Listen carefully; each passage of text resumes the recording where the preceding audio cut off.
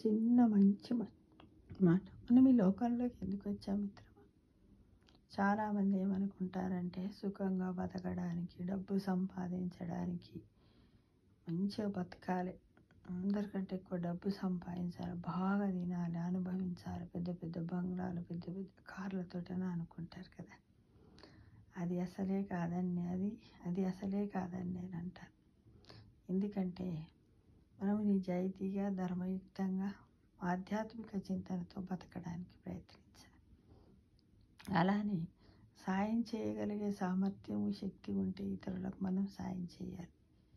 ఎదుటి వారికి అవసరమైన సమయంలో ఖచ్చితంగా సాయం చేయాలి. డబ్బు రూపేనైనా, మాట రూపేనా, ఏ విధంగానైనా కూడా వాళ్ళకి సహాయం చేయడానికి మనం అందరం ముందుండాలి మిత్రమా. ఇది మాత్రం 100% అని నేను అనుకుంటాను. ఎందుకంటే వచ్చాము, పోయాము, ఎందుకు వచ్చామో, ఎందుకు పోతున్నామో, ఏం చేశామో కూడా మనకు తెలియకుండా వెళ్ళిపోవడం ఎంతవరకు సమంజసం కాదు. మన పుట్టికే ఎంతో ఉన్నతమైనది మానవ జన్మ. ఆ మానవ జన్మలోకి వచ్చినప్పుడు ఎన్నో ధర్మాలు ఉంటాయి. ఏంటి? గృహస్థ ధర్మాలు ఉంటాయి. గృహస్థ ధర్మాలు.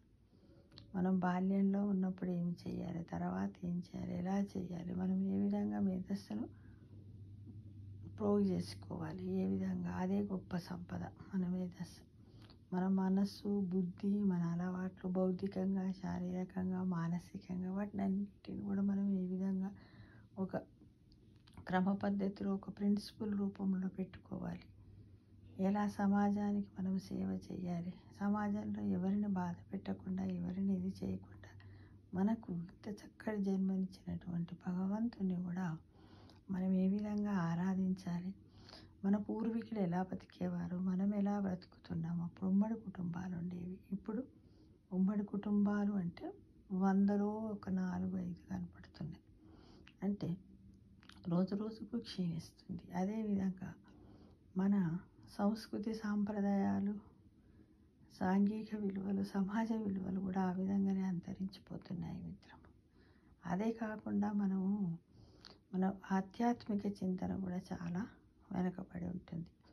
మన పిల్లలకు అమ్మమ్మ, నానమ్మ, తాతలు తప్ప మిగతా వారు ఎవ్వరు తెలియదు. అప్పుడు మనం చిన్నప్పుడు ఎన్నో తెలిసేటి. మన అమ్మమ్మ వాళ్ళ చెల్లెలు, కొడుకు, తమ్ముని బిడ్డలు, వాళ్ళ ముత్తాత, ఇట్లా తెలుసుకునేవాళ్ళం. ఆ విధంగా మనం చాలా సంతోషంగా ఉండేవాళ్ళం.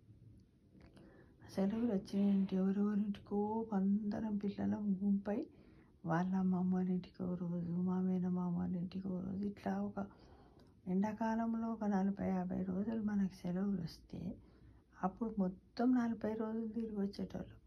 నిజంగా ఎంత బాగుంటుండే కదా. అంటే ప్రతి మనిషి ఈ లోకంలోకి వచ్చాక, అంటే జన్మించి వచ్చిన తర్వాత మనం ఏం చేయాలి అంటే సాయం చేయగలిగే సామర్థ్యం ఉంటే ఎదుటివారికి అవసరమైన సాయం ఖచ్చితంగా చేయండి.